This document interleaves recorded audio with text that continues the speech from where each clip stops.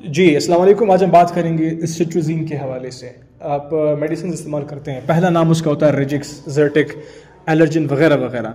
दूसरा नाम सिट्रोज़िन लाजमी आप लोगों ने सुना होगा, देखा होगा। तो जो भी टैबलेट आप आजकल के मौसम में मतलब नज़ला है, ज़ुकाम है, ख़ारिश के लिए आप एक दवा इस्तेमाल करते हैं, एक मेडिसिन इस्तेमाल करते हैं, उसमें पहला नाम जो भी हो, दूसरा नाम अगर सिट्रोज़िन हो तो हम आज उसके हवाले से बात करेंगे। सिट्रोज़िन आप इस्तेमाल करते हैं किस लिए? आपको भाई छींक बार बार आ रही है, रनी नोज़ आपका हो गया है, मौसम चेंज हो गया है, ज़ुकाम हो गया आपको, और या फिर ख़ारिश हो रही है बॉडी के किसी पोर्शन में, रीजन में, ठीक है, तो आपको आपके डॉक्टर जो हैं वो देते हैं सिट्रोज़िन। ये काम कैसे करता है और क्यों हम इसको इस्तेमाल करते हैं? एलर्जी के कंडीशन में जब एलर्जी हमारे पास होता है तो हमारा एलर्जी जो मिलता है वो कोई पोलन्स होते हैं हवा में, या कोई फूड होता है, या कोई भी चीज़ होता है, उनसे हमें एलर्जी हो सकती है।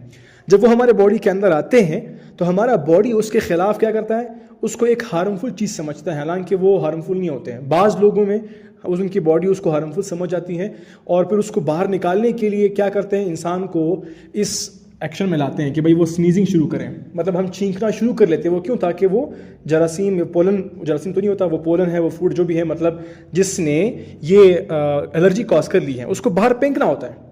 तो वो बाहर फेंकने के लिए मुख्तलिफ तरीके इस्तेमाल करते हैं हमारी बॉडी।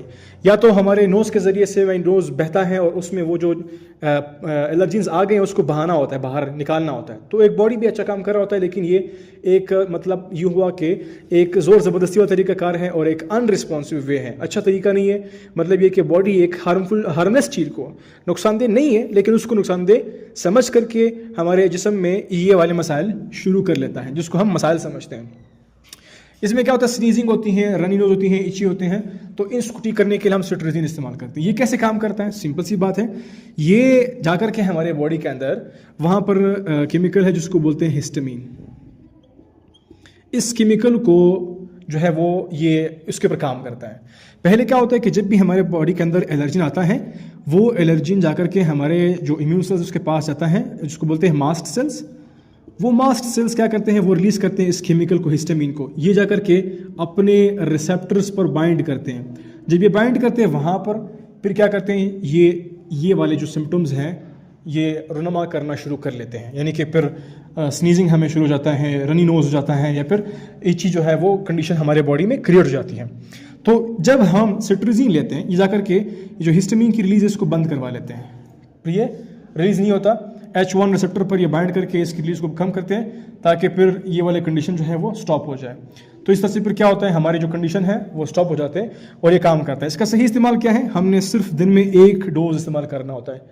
क्यों? क्योंकि ये जो मेडिसिन है तकरीबन ये 24 घंटे में आपके बॉडी से जो है ये खारिज होता है, रिमूव होता है। और वो मरीज़ जिनको मसला है किडनी का, अगर वो इसको इस्तेमाल करेंगे तो वो इसका साइड इफ़ेक्ट देखेंगे। तो उनको चाहिए, अगर आपको कोई किडनी का मसला है, इसको इस्तेमाल करने से पहले आप अपने हेल्थ केयर प्रोफेशनल से ज़रूर गाइड लीजिएगा, ख़ुद से इस्तेमाल हरगिज़ न कीजिएगा।